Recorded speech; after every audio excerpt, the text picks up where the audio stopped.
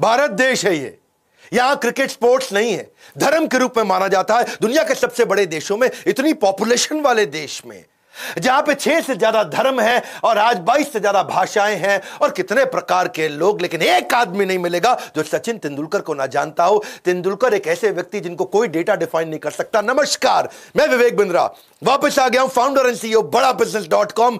तेंदुलकर पे आज बात करने से पहले याद दिला दूं, Steve Jobs, Marwari, D Mart, Mary Kom, McDonald, Warren Buffett, success habit of billionaire और इसके अलावा पब्लिक स्पीकिंग पे 2 वीडियोस बनाए। फॉर्म में चल रहा हूं ना। बिल गेट्स पे आपने बोला, अब दूंगा अगला वीडियो। वेनेजुएला क्यों डूबा, अमेरिका क्यों उठा, टेक्सटाइल इंडस्ट्री, फर्नीचर इंडस्ट्री, जो टॉपिक बोलोगे आऊंगा। आज ही वो दिन है। जन्मदिवस की बहुत बहुत शुभकामनाएं। क्रिकेट के भगवान का आज जन्म हुआ 24 अप्रैल 1973। पिता श्री रमेश तेंदुलकर, जो कि एक मराठी नॉवेलिस्ट और एक पोएट हुआ करते थे। इनकी माता श्रीमती रजनी तेंदुलकर। Insurance agent. सचिन नाम क्यों रखा, क्योंकि म्यूजिक डायरेक्टर, म्यूजिक बहुत पसंद करते थे, सचिन देव बर्मन के नाम पे। 24 साल क्रिकेट खेलने के बावजूद शांत, डाउन टू अर्थ, कोई एटीट्यूड नहीं इस संसार में और कोई कंट्रोवर्सी में आज तक नहीं फंसे। 11 साल की उम्र में क्रिकेट खेलना शुरू किया। टेस्ट डेब्यू पहला 16 साल की उम्र में। एजुकेशन डिफाइन नहीं करता आपकी सफलता को, केवल 10वीं तक पढ़े थे। ये सबसे ज्यादा स्कोर मारने वाले 100 इंटरनेशनल सेंचुरीज इंटरनेशनल क्रिकेट में। वनडे इंटरनेशनल टेस्ट मिला के 663 मैचों में 34,000 से ज्यादा रन। मैथ्यू हेडन कहते हैं, अगर मैंने भगवान देखा है तो वो भारत के लिए 4थी पोजीशन पे बैटिंग करने आता है। इनकी जो अपनी खुद की किताब प्लेइंग इट माय वे, इनकी ऑटोबायोग्राफी, वो वर्ल्ड रिकॉर्ड बना दिया। किताब छपने से पहले 1.5 लाख से ज्यादा कॉपियां उनकी बुक हो गई। ये स्टीव जॉब्स से भी बहुत ज्यादा था। स्टीव जॉब्स को भी इतनी बुकिंग नहीं मिली। ये क्रिकेट के ऐसे रोल मॉडल जो पब्लिक अपीयरेंस में बिलीव नहीं करते, ज्यादा शो शाह में बिलीव नहीं करते, डिसिप्लिन लाइफ, सोशलाइज करना नहीं है, पेज 3 पार्टी से इनको कोई मतलब नहीं है, सोशल इवेंट में जाते नहीं, डिनर केवल घर पे करते हैं। Stadium hotel house, house hotel stadium, stadium hotel house, house hotel stadium, stadium hotel house, house hotel stadium. इतना ही है। जैसे कृष्ण के लिए कहते हैं, वृंदावन परित्यज्यम पादेकम न गच्छति। कृष्ण वृंदावन को छोड़कर कहीं नहीं जाते, वैसे ही सचिन तेंदुलकर स्टेडियम के अलावा कहीं नहीं जाते।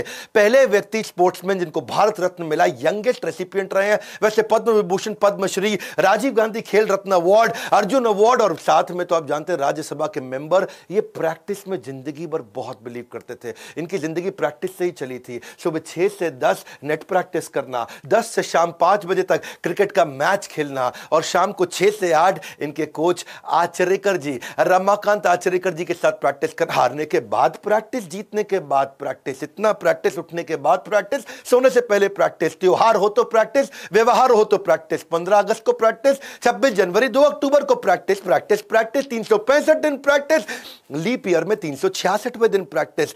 बहुत ज्यादा थक जाते थे रात को, शाम तक खेलते खेलते, तो रमाकांत आचरेकर इनकी विकेट पे 1 रुपए का सिक्का रख देते थे। बोला, अगर तुमने इसको बोल्ड कर दिया, इसको आउट कर दिया, इसकी विकेट उखाड़ दी, तुमको 1 रुपया मिल जाएगा। बॉलर को बोलते थे, और नहीं कर पाए तो तेंदुलकर तू 1 रुपया ले जा, जो भी इसको आउट करेगा ये सिक्का उसका। इन्होंने 1 रुपए के कई सिक्के इकट्ठे किए। वैसे मार्क वॉन के बारे में बोलते थे कि इसकी बैटिंग देख के इतना मजा आता है कि मैं तो चाहता था कि पहले जब बॉलिंग करूं तो कुछ तो छक्के चौके मार ले, को देख के थोड़ा आनंद आए तो और बढ़िया से खेलें। ये एक जोड़ी कपड़ों में जिंदगी बिताई इन्होंने, एक जोड़ी कपड़ों में है जी। शुरुआत में इनके पास रिसोर्सेज नहीं थे, उसी को दोपहर में धोना और खाना खाने के बाद सूख करके पहना करके उसको पहन के भाग जाना, रात को फिर उसको धो लेना और सुबह उसी को पहन लेना। यूं ही नहीं कोई इंसान तेंदुलकर नहीं बन जाता, यूं ही कोई इंसान तेंदुलकर नहीं बन जाता। तुक्का थोड़े ही है कि वो क्रिकेट का भगवान कहलाता। सचिन और सौरभ की कहानी बताता हूं। एक बार दोनों एक ही रूम में थे 1992 में ऑस्ट्रेलिया की सीरीज में, और पहले 2 टेस्ट मैच बुरी तरह से हार गए। और हार क्या गए, बेसिकली तेंदुलकर रन नहीं बना पाए। बहुत परेशान थे तेंदुलकर। रात को 2 बजे उठ गए और कमरे के अंदर ऐसे ही प्रैक्टिस करने लगे, शीशे के सामने प्रैक्टिस कर। सौरभ गांगुली उठ गए, बोला क्या कर रहा है भाई, सो जा। बोला ऐसा कर मेरे भाई, तू यहां से उठ और जाकर ड्रेसिंग रूम में सो जा, मैं तो ऐसी सारी रात प्रैक्टिस करूंगा। और उसके बाद अगले दिन 100 सेंचुरी मार के आए, सीधा 100 रन मारे और इससे तेंदुलकर ने मैच को ड्रॉ करा दिया।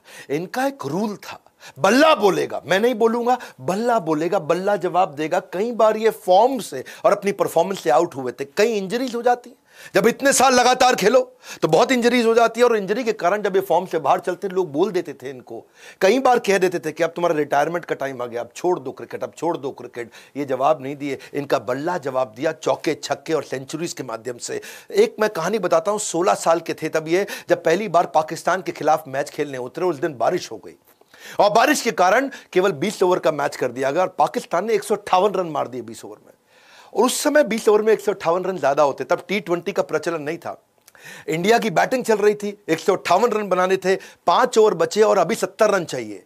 और उस समय इंपॉसिबल था, 30 बॉल पे 70 रन कैसे मारेंगे। सचिन ने डिसाइड किया, मुश्ताक अहमद मार रहे थे, एक के बाद एक कई छक्के ठोके। दूसरा छक्का तो ऐसा था कि खिड़की तोड़ दिया उनके ड्रेसिंग रूम की। और तब जो है ना, अब्दुल कादिर आए। अब्दुल कादिर शेन वॉर्न के बाद दूसरे सबसे लेजेंडरी स्पिनर दुनिया में माने जाते थे। और अब्दुल कादिर इसको बोले, ए बच्चे, इसकी बॉल पे क्या मारता है, मेरी बॉल पे मार के दिखा, मैं तुझे मारने नहीं दूंगा। ऐसे स्टॉमी शॉट्स मारे इन्होंने और उसी ओवर में 28 रन मार दिए।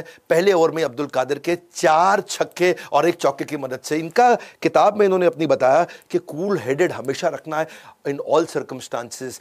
सिद्धू का मानना है कि इनके दिमाग में कोई ऐसा कंप्यूटर है कि हर बॉल की कैसे बॉलिंग आएगी, हर बॉलर कैसे बॉल फेंकेगा, उसको कैलकुलेट कर लेते थे।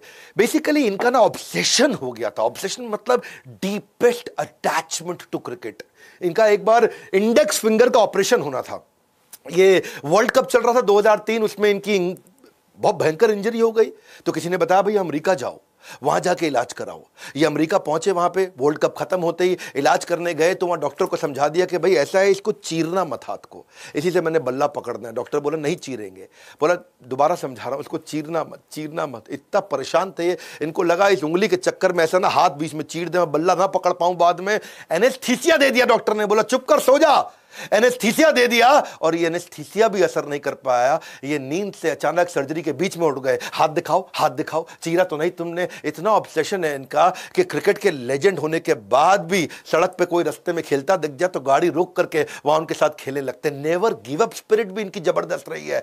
1989 का एक match India versus Pakistan Sialkot में था और ये इनका टेस्ट मैच था और इंडियन बैट्समैन की बेइज्जती बहुत हो रही थी क्योंकि वहां बाउंसर, यॉर्कर और पेसर्स। और बेसिकली दिक्कत यह थी कि वहां पे इमरान खान, वासीम अकरम और वकार यूनिस, इंडिया लूज कर रहा था अपने विकेट्स को। वो याद है मुझको आज भी दिन, 38 रन मारे थे और 4 विकेट डाउन चल रहे थे। सचिन तेंदुलकर आए खेलने के लिए और पाकिस्तान हंसने लगा, ये बच्चे को लेकर के आया। हाँ, और वकार यूनिस की भयंकर बाउंसर आई। ये कहानी आपने सुनी होगी कि वो नाक फट गया था उस समय। दूसरी तरफ सिद्धू थे और इधर तेंदुलकर थे और जैसे ही उसका नाक फटा, बहुत तेज बाउंसर, अच्छी नई बॉल थी, सीजन्ड बॉल थी। जब एक बार लगती है ना उनका पेसर तो आदमी का गेम ओवर हो जाता है। हाँ, और वहां पे आया उनका फिजियो, बोला भाई अब तो तू चल, तेरा ऑपरेशन करना पड़ेगा। ये बोले ना ना ना, मैं खेलेगा। By the time I reach the non-striker's end, I hear a squeaky voice. मैं खेलेगा, मैं खेलेगा, मैं खेलेगा। इसको बोलते हैं नेवर गिव अप। मैं खेलेगा, मैं खेलेगा। मेरी और आपकी जिंदगी में कई बार ऐसा होता है और इसको बोलते हैं बाउंस बैक। मैं खेलेगा, मैं खेलेगा। हाँ, when there is a setback, do not sit back, only step back to bounce back। और आखिरी स्टंप तक उस समय 58 रन नॉट आउट चले और इसी के साथ एक रियल फाइटर का जन्म हुआ। कहते हैं कि तू कयामत तक धरने पर बैठ है, किस्मत को बोल रहे हैं, तू कयामत तक धरने पर बैठ जा, कुछ मत दियो मुझको, लेकिन मैं कोशिशों तक कभी इस्तीफा नहीं दूंगा। कोशिशों का इस्तीफा तेंदुलकर ने तो कभी नहीं दिया। वसीम अकरम का मानना था कि मैं सौभाग्यशाली हूं, तेंदुलकर मेरे समय पे खेले। ये कभी भी इन्होंने अपना विजन वर्ल्ड कप से हटाया नहीं। कपिल देव के बाद ये चाहते थे वर्ल्ड कप लाना, 2007 में हार गए, सबको लगा रिटायरमेंट का टाइम आ गया, उम्र बढ़ गई, क्विट नहीं किया, लगे रहे और हिस्ट्री आप इतिहास जानते हैं। जो बात आ गई साहस पर तो यमराज से भी टकराऊंगा, मुसीबत चाहे जितनी आए, लक्ष्य को खींच लाऊंगा। ये लेके आए वर्ल्ड कप भारत देश में दोबारा। ऐसे सिद्धांतवादी व्यक्ति, इतने ईमानदार व्यक्ति, इन्होंने जब 1990 में पहला टेस्ट सेंचुरी मारा, 119 नॉट आउट, ये मैन ऑफ द मैच बने। इनको शराब की बोतल गिफ्ट करी, उस समय शैंपेन की बोतल गिफ्ट करी गई थी, लेकिन तब ये 17 साल के थे। इन्होंने खोली नहीं बोतल। सबने बोला अरे प्राइवेट पार्टी, अरे कमरे की बात है, लगा ले, क्या दिक्कत है, लेकिन तेंदुलकर ने खोली नहीं बोतल। और किसी को नहीं पता था 17 साल के, बाद में पता चला 17 साल के कारण नहीं खोले। ये प्राइवेट पार्टी की जा सकती थी पर उन्होंने वेट किया जब तक लीगल उम्र नहीं हुई। इनको लगता था मैं लीगल नियम नहीं तोड़ूंगा। और वैसे इतने ईमानदार व्यक्ति हैं, सेवा में हमेशा लगे रहते, बहुत डोनेशन चैरिटी करते हैं, स्वच्छता एम्बेसडर के सबसे अवार्डेड और सबसे एफिशिएंट एम्बेसडर रहे हैं। ओपनली पब्लिक में बोलते थे कि मैं टोबैको का, शराब का, किसी इस प्रकार की चीज को कभी एंडोर्स नहीं करूंगा। कई मेगा एंडोर्समेंट डील्स आई, उनको छोड़ दिया। 96 के वर्ल्ड कप में जिस समय सबके सब टोबैको का ब्रांड अपने बल्ले पर लगाया करते थे, फोर स्क्वायर का, विल्स का, का इन्होंने मना कर दिया, एकदम साफ मना कर दिया, बिना स्टिकर के बैटिंग किया। राहुल द्रविड़ तक विल्स का स्टिकर लगा करके, और कहीं तो दूसरे ऐसे इंटरनेशनल खिलाड़ी तो शराब का बहुत प्रमोशन करते ही थे। A man who values privileges over principles loses both. Privilege का मतलब क्या हुआ? जो मजा आने लगता है ना जिंदगी का, जो मजे पे ज्यादा फोकस करता है और सिद्धांत छोड़ देता है, उसके दोनों निकल जाते हैं हाथ से। Don't become a man of success, become a man of values and principle. यही है तेंदुलकर, हमेशा जीवन में ग्राउंडेड रहे। आपको पता है रिक्की, सचिन और काम्बली, ये तीनों ने इकट्ठे क्रिकेट खेलना शुरू किया। शिवाजी पार्क में खेला करते थे ये। तो काम्बली तो पीछे रह गए, रिक्की बहुत पीछे रह गए थे, और तेंदुलकर अब लेजेंड हो चुके थे। और जब इनसे मराठी में बात करने के लिए कभी रिक्की आते, तो रिक्की ने जब देखा कि इतने बड़े हो गए, तो उनको ऐसा बोलने लगे, तुम्ही। मराठी में तुम्ही, मराठी में तू बोलते हैं। माता पिता को भी तू बोलते हैं, और वो इज्जत होती है, उसमें इज्जत होती है। मराठी में तुम्ही, जब बहुत ज्यादा सीनियर और बहुत ज्यादा रिस्पेक्ट देना हो तब तुम्ही बोलना होता है। तो तुम्ही का मतलब आप है, जैसे हिंदी में आप है। रिकी इनको तुम्ही बोलने लगे, तो इन्होंने मना कर दिया, टोक दिया, ये क्या कर रहा है, इतना इनफॉर्मल क्यों हो रहा है? बोला अब तू बड़ा हो गया है। बोले मेरी बात सुन, हम आज भी वही दोस्त हैं। You have changed, I have never changed. Australia के एक टूर में 2007 में इन्होंने एक इंडियन टैक्सी ड्राइवर को लिया। अगली कहानी सुनो। और वो इंडियन टैक्सी ड्राइवर इनकी बहुत सेवा में जुट गया था। बहुत बारिश आई, तेंदुलकर सड़क पर निकले, तो उसने अपनी जैकेट उतार के टैक्सी ड्राइवर ने तेंदुलकर को दे दी। तेंदुलकर इतना इंस्पायर्ड हो गए उससे, इतना इंस्पायर्ड हुए, इतना टच्ड फील किया उन्होंने, कि उन्होंने जाके बाजार से एक नई डिजाइनर जैकेट खरीदी और उसको गिफ्ट किया। अपने मैच की एक टी शर्ट ली, उसको न केवल खुद साइन किया, बल्कि बाकी 10 खिलाड़ियों से भी उस मैच के, उनसे भी ऑटोग्राफ दिलाया, मैच के पासेस दिए। ये हमेशा, इसको कोई इज्जत दे तो बहुत बढ़ा के इज्जत देते हैं। कहते हैं कि पहाड़ चढ़ते वक्त ये सीखने को मिलता है, जब ऊंचा बढ़ना हो तब झुकना पड़ता है, और ये हमेशा झुकने को तैयार रहते हैं। इनकी हम्बलनेस, इनकी गुड बाय स्पीच, वो सुन लेना, ना आंख में आंसू आ जाए। पूरा स्टेडियम रोया था उस दिन। अपने पिता के बारे में बोले कि उनकी गाइडेंस के बिना में कुछ नहीं था। My father, without his guidance, I don't think I would have been standing here in front of you. So I miss him today. और वो कहते हैं कि मेरे पिता ने मुझसे कहा कि chase your dreams but make sure you do it without shortcuts. और वहां लोगों ने बहुत तालियां बजाई। मां के लिए बोला कि इतनी प्रार्थना करी, इतनी प्रार्थना करी, इतनी प्रार्थना करी कि मां की प्रार्थनाओं के कारण हूं। अंजलि इनकी पत्नी, वो कई बार उस दिन स्टेडियम में रोई। पूरा स्टेडियम, पूरा देश, पूरी दुनिया रोई थी इस समय। अंजलि डॉक्टर थी, लेकिन डॉक्टरी का प्रोफेशन छोड़ दिया। और क्या बोले कि अंजलि ने कहा कि मैं बच्चों का ध्यान रखूंगी, तुम क्रिकेट खेलो। और जैसे ही तेंदुलकर ने बात करी, अंजलि की आंखों से आंसू आ गए। The most beautiful thing happened to me in 1990 when I met my wife Anjali. So thanks for bearing with me and always staying by my side through the ups and downs. You are the best partnership I've had in my life.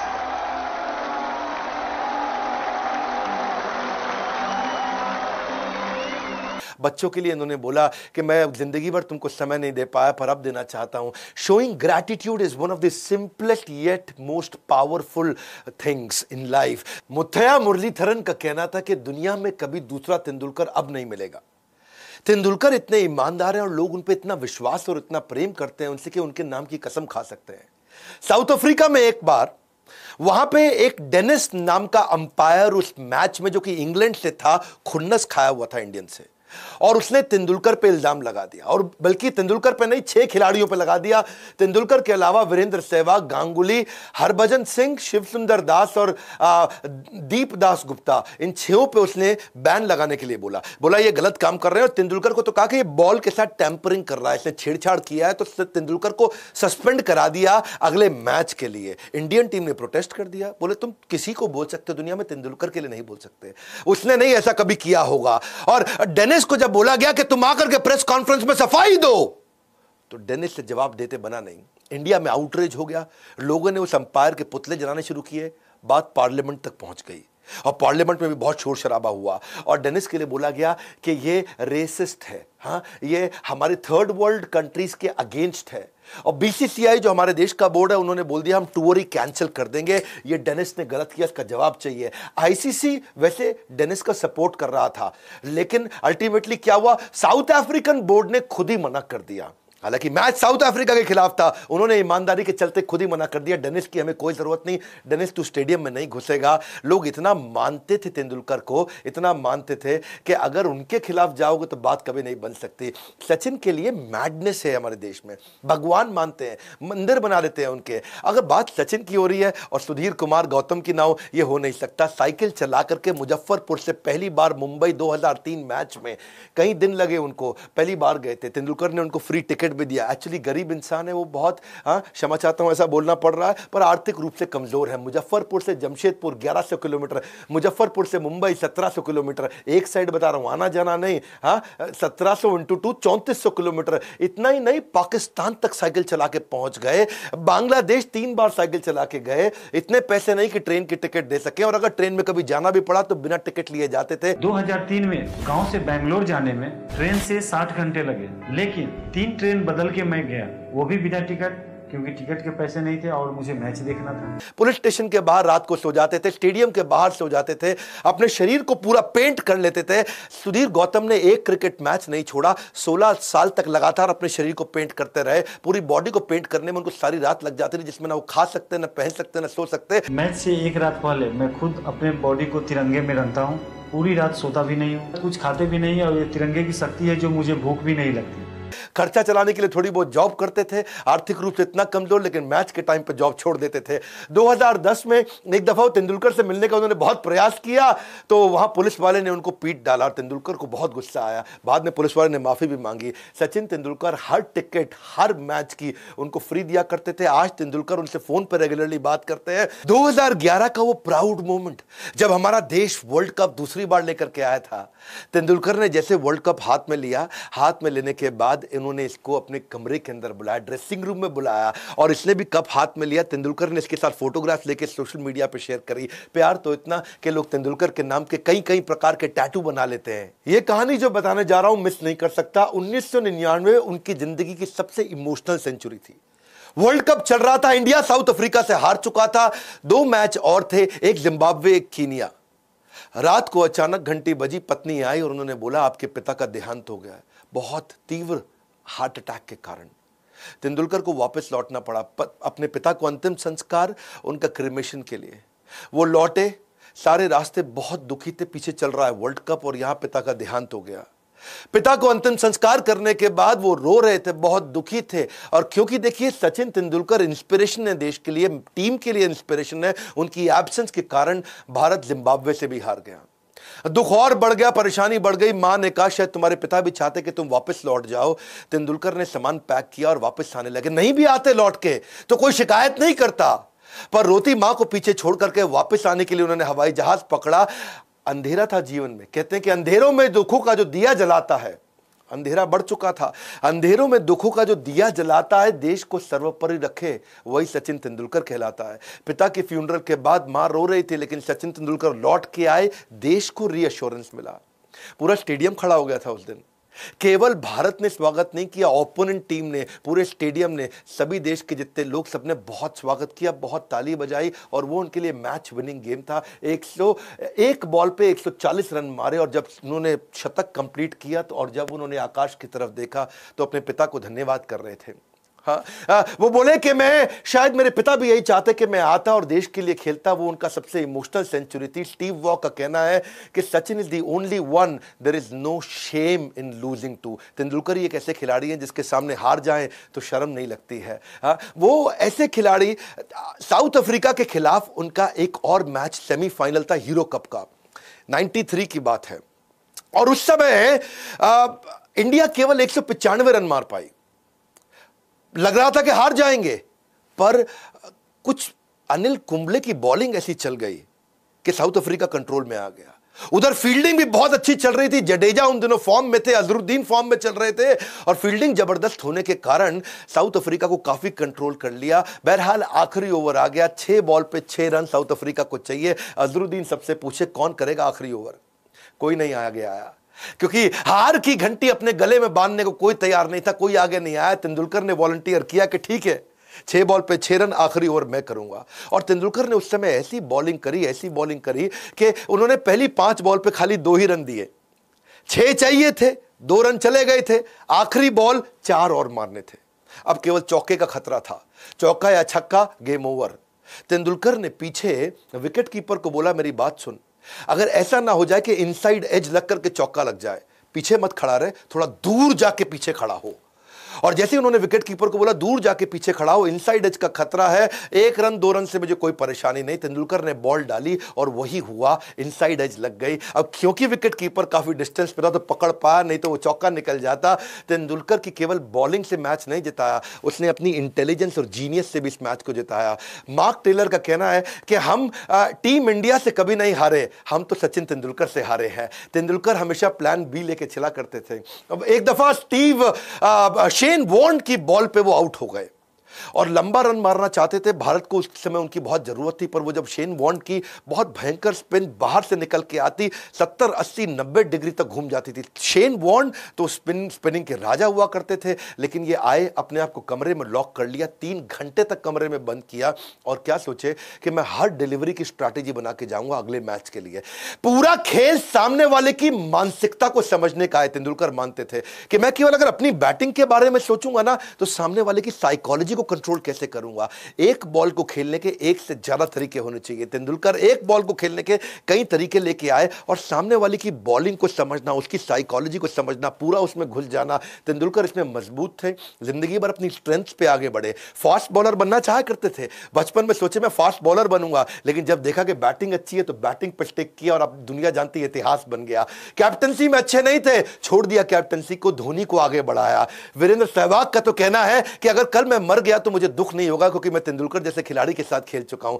Sachin की जो किताब थी achieving your dreams, ये मैं इसको कैसे miss कर दूं। इसमें बड़ी अच्छी लेसन उन्होंने दी है। और जब मैं रिसर्च कर रहा था, किताब पढ़ रहा था उनकी, तो मैंने देखा एक कोट जो मुझको बड़ा पसंद आया, discipline and preparation is vital for success. वो जिंदगी भर डिसिप्लिन रहे, irrespective the level of your natural talent. तेरे पास जिंदगी में नेचुरल टैलेंट कोई नहीं, तू आज तक अपने टैलेंट को समझ नहीं पाया, कोई बात नहीं, टैलेंट नहीं भी है, लेकिन अगर डिसिप्लिन और प्रिपरेशन है, डिसिप्लिन और प्रिपरेशन है, डिसिप्लिन और प्रिपरेशन है, गेम चेंज हो जाएगा। तेंदुलकर ने किताब में बोला कि सर्कमस्टेंसेस बदलते रहेंगे, बी विलिंग टू इवॉल्व। अपने आप को इवॉल्व करो, बाहर निकालो with open mind if you want to reach the pinnacle of success. बोला अगर सफल होना चाहते हो तो 2 चीजें हैं, ओपन माइंड से इवॉल्व करते रहिए, लर्न करते रहिए। तेंदुलकर जिंदगी भर अपने मेंटर के आगे हाथ जोड़ के जीवन बिताया। जब रमाकांत आचरेकर जीवित नहीं रहे तो वो सबसे पहले उनको कंधा देने गए। जब उनकी किताब भी आई तो उन्हीं से विमोचन कराया। अपनी किताब में कहते हैं if you aim to be the best, need for a mentor can not be overstated. जिंदगी भर मेंटर रखे और हमेशा बोले रमाकांत आचरेकर जी की गाइडेंस के बिना शायद मैं अपने उस पोटेंशियल को पहचान नहीं पाता। ध्यान दीजिएगा, घनघोर अंधेरे में जब भी उजाले की आशा होगी, घनघोर अंधेरे में उजाले की आशा, वो रोशनी, घनघोर अंधेरे में जब भी उजाले की आशा होगी, वही सचिन जैसे महान खिलाड़ी की परिभाषा होगी। यही लर्निंग जो उन्होंने डिसिप्लिन जो जिंदगी भर रखा, अगर आप भी लर्निंग और डिसिप्लिन पे फोकस करें। मैंने भी अपनी ऑर्गेनाइजेशन में लर्निंग और डिसिप्लिन पे फोकस किया, कंटिन्यूस हम इवॉल्व किए। आज एक अफोर्डेबल कोचिंग प्रोग्राम तो बिल्ड कर दिया ना हमने, जो कि एमबीए की फ्रैक्शन ऑफ कॉस्ट में नहीं। आज इतनी महंगी एमबीए के अगेंस्ट हमने इसे खड़ा किया और प्रोफेसर कौन से लेके आए, established businessman, subject matter expert, बहुत लंबी चौड़ी लिस्ट है। हमने convenience of time, place, any device, any time, any place build किया। हमने पोस्ट सेल सर्विस भी बिल्ड कर दिया कि अगर आपने कोर्स लिया है तो आपको हैंड होल्डिंग जरूर देंगे। आज इसी कारण से 100 मिलियन का माओ है, माओ मतलब मंथली एक्टिव यूजर। आज 100 मिलियन का मंथली एक्टिव यूजर हो चुका है हमारा। 100 से ज्यादा ऑफिस के साथ, 26 मिलियन की कम्युनिटी के साथ आज तक 50 लाख लोगों को हम ट्रेन कर चुके हैं, यानी कि 5 मिलियन। इंडिपेंडेंट सेल्स एजेंट हमारे 12,000 से ज्यादा हैं देश में। 50 कोर्स लॉन्च कर चुके हैं, अगर आपको नहीं मालूम हो, मालूम होना चाहिए। हर प्रॉब्लम पे कोर्स लॉन्च कर दिया हमने। और कोर्स किसने बनाया, देश के सबसे बड़े एक्सपर्ट्स। 2 साल का बिजनेस मैनेजमेंट प्रोग्राम, छोटे छोटे बहुत सारे प्रॉब्लम सॉल्विंग कोर्सेज और लंबा चौड़ा अलादीन का चिराग जिसको हम लाइफ टाइम मेंबरशिप बोलते हैं। चाहे नंबर 1 HDFC लिमिटेड हो तो उनके हमने केमिस्ट्री को बना दिया, पैथोलॉजी में जो नंबर 1 उनको भी लेकर के आए, हैंडसेट में Xiaomi नंबर 1 उनको ले आए, ग्लोबल चेयरमैन फोर्ड मोटर के उनको उठा के लेके आए, साथ में इनको इन्वाइट किया, प्रोफेसर बने। बॉम्बे स्टॉक एक्सचेंज के धुरंधर खिलाड़ी, managing director and CEO। Dainik Bhaskar दुनिया का सबसे ज्यादा हिंदी का बिकने वाला अखबार, दुनिया की 4 4th रैंक का किसी भी भाषा में बिकने वाला अखबार पतंजलि के आचार्य बालकृष्ण आर्य सोडी हम छोड़ किसी को नहीं रहे, दुनिया के बेस्ट से बेस्ट प्रोफेसर्स को लेकर के आए। वैसे एक बात बताऊं, सचिन तेंदुलकर का आज जन्मदिन है, क्या आप उनको नीचे विश करना चाहेंगे? हैप्पी बर्थडे सचिन तेंदुलकर लिखना चाहेंगे? मैं ये जो फ्री वीडियोस लाने के इनिशिएटिव्स लेता हूं, पेड अगर आप नहीं भी ले पाते, फ्री वीडियोस कभी मत छोड़िएगा। नए आए तो सब्सक्राइब जरूर करिए, शेयर करिए, तेंदुलकर की ईमानदारी की कहानियां शेयर करिए, पहले ईमानदारी बाद में दुकानदारी। लाइक करके उत्साह नहीं बढ़ाएंगे? क्या अगला वीडियो कौन सा देखना चाहते हैं? मैं कमेंट बॉक्स को आके ध्यान से पढ़ रहा हूं, हर वीडियो को बनाने की कोशिश कर रहा हूं। हमारे साथ जुड़े रहने के लिए बोर्ड लाइन नंबर पे इन कोर्सेज को सीख करके अपनी जिंदगी को इवॉल्व करने के लिए, वीडियो शेयर करते रहने के लिए आप सबका हृदय की गहराई से मुस्कुराहट के साथ धन्यवाद।